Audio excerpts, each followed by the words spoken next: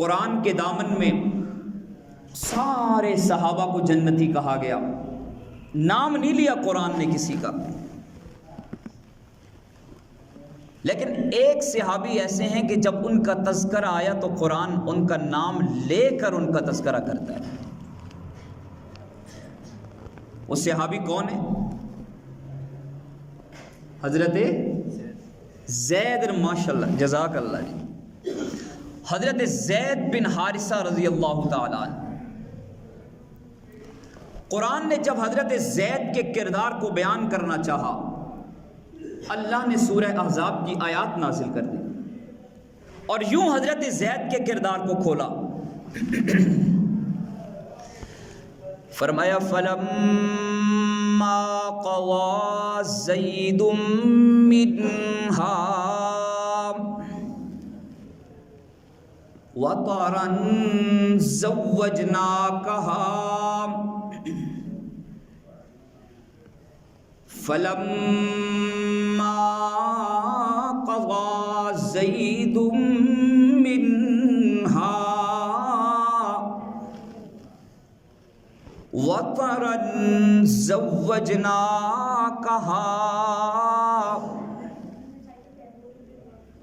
نام لے کر اللہ زید کے تذکرے کرتے چلے جا رہے ہیں۔ یوں تو کائنات صحابہ میں امام ابو بکر صدیق بھی ہیں، ابن خطاب فاروق اعظم بھی موجود ہیں، عثمان ابن عفان بھی موجود ہیں، شجاعت کا ایک نام حیدر کرار بھی موجود ہیں، لیکن اللہ نے نام نہیں لیا ابو بکر کا یا عمر کا، عثمان و علی کا رضوان اللہ تعالی علیہم اجمعین۔ زید کا نام لیا اللہ نے۔ بچپن میں زید والدہ کے ساتھ سفر کر رہے ہیں کہ اچانک رہزنوں نے حملہ کر دیا، جو مال تھا وہ بھی لے لیا اور جو لوگ تھے انہیں بھی غلام بنا لیا۔ حضرت زید غلام بن گئے اور غلامی کی زندگی عرب کے اس دور میں سب سے بڑا مسئلہ تھا، سب سے بڑا مسئلہ۔ جسے آزادی کی زندگی نصیب ہو جائے گویا اسے دھرتی کی سب سے بڑی دولت مل جاتی تھی۔ حضرت زید غلام بن گئے ہیں، چھوٹے بچے ہیں، بکتے ہوئے حضرت خدیجہ رضی اللہ تعالی عنہا کے پاس آئے، ان کی خدمت میں ان کے عزیز نے وقف کر دیا حضرت زید کو، اور سیدہ خدیجۃ الکبریٰ کے گھر نبوت و رسالت کا چاند چمکتا ہے، آمنہ کے لال تشریف لاتے ہیں۔ حضرت زید رحمت عالم صلی اللہ علیہ وسلم کی خدمت کیا کرتے ہیں، اور امام الانبیاء کو زید کی ادائیں بڑی پیاری لگنے لگیں، زید کی خدمت بڑی اچھی لگنے لگی۔ حضور بڑی محبت فرمایا کرتے تھے زید سے۔ زید جوان ہو گئے اور عمر کے اس حصے پر پہنچے جب بلوغت کی دہلیز پہ قدم رکھنے لگے۔ اس دوران رحمت عالم صلی اللہ علیہ وسلم نے نبوت کا اعلان فرما دیا۔ آپ کے گھر میں حضرت علی بھی موجود ہیں، آپ کے گھر میں حضرت زید بھی موجود ہیں، آپ کے گھر میں حضرت خدیجہ بھی موجود ہیں، اور ایک ساتھی یار غار ابو بکر صدیق اس گھر میں نہیں، وہ باہر آپ کے ساتھی ہیں۔ ان چار لوگوں نے آپ صلی اللہ علیہ وسلم کے نبوت کے اعلان پر سب سے پہلے لبیک کہا۔ حضرت ابو بکر صدیق نے مردوں میں سب سے پہلے اسلام قبول کیا، حضرت زید نے غلاموں میں سب سے پہلے اسلام قبول کیا، حضرت علی نے بچوں میں سب سے پہلے اسلام قبول کیا، حضرت خدیجہ نے عورتوں میں سب سے پہلے اسلام قبول کیا۔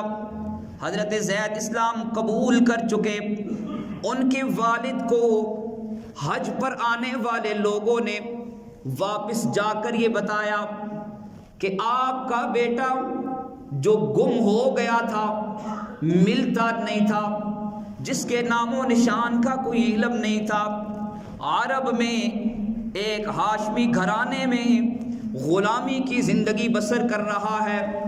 زید کا والد فرط محبت میں تڑپنے لگا، اپنے بھائی کو ساتھ لیا اور ایک روایت میں اپنے دوسرے بیٹے کو بھی ساتھ لیا، حضرت زید کے بھائی کو بھی اور ان کے چچا کو بھی ساتھ لیا، اور ایک بڑی رقم لے کر عرب کی سرزمین کی طرف آنے لگے۔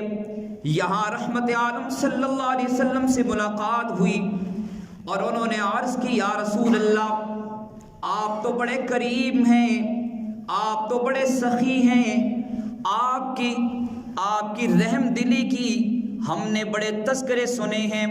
یا رسول اللہ، میرا بیٹا زید میرے گھر سے جب رخصت ہوا تو اس کے ساتھ ساتھ خوشیاں بھی گھر سے چلی گئیں۔ اس کی فراق میں، اس کی جدائی میں، دن کے اجالوں میں اور رات کے اندھیروں میں بھی روتا ہوں، اس کی ماں بھی روتی رہتی ہے، اس کی بہن بھی روتی رہتی ہے۔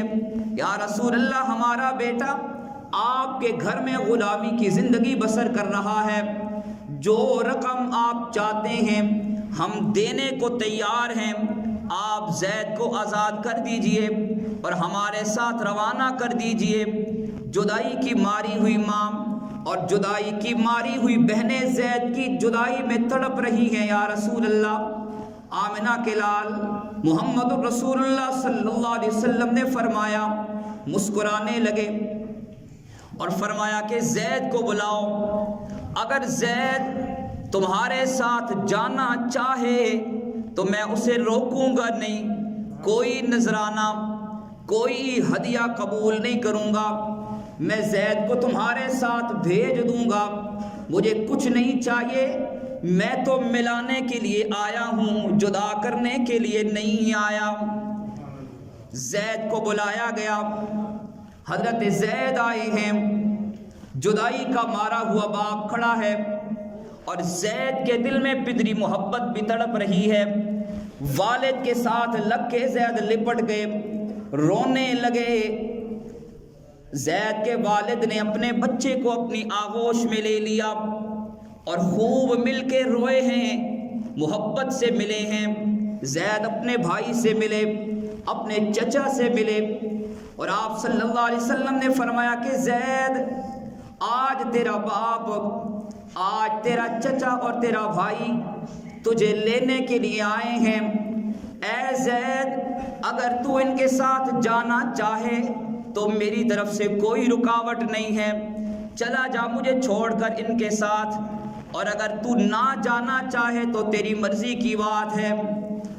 باپ نے زید کو دیکھا اور سوچا کہ کون سا ایسا بیٹا ہوگا جو باپ کو ٹھکرا سکتا ہو۔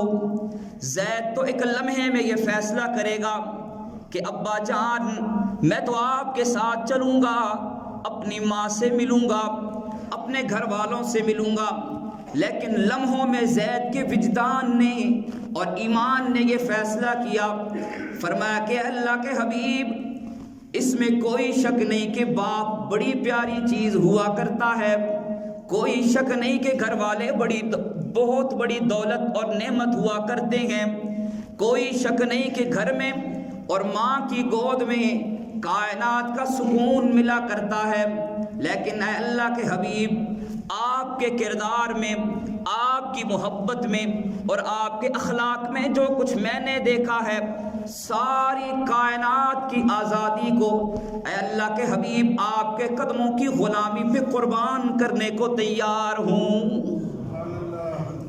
یا رسول اللہ، میں آپ کے ساتھ رہنا چاہتا ہوں، میں کسی کے ساتھ کہیں نہیں جاؤں گا۔ آپ صلی اللہ علیہ وسلم بڑے خوش ہوئے، ہاتھ پکڑا زید کا، بیت اللہ میں تشریف لے آئے ہیں اور عرب والوں کو، مکہ والوں کو بلایا اور اعلان فرما دیا، فرمایا کہ لوگوں، آج کے بعد زید میرا بیٹا ہے۔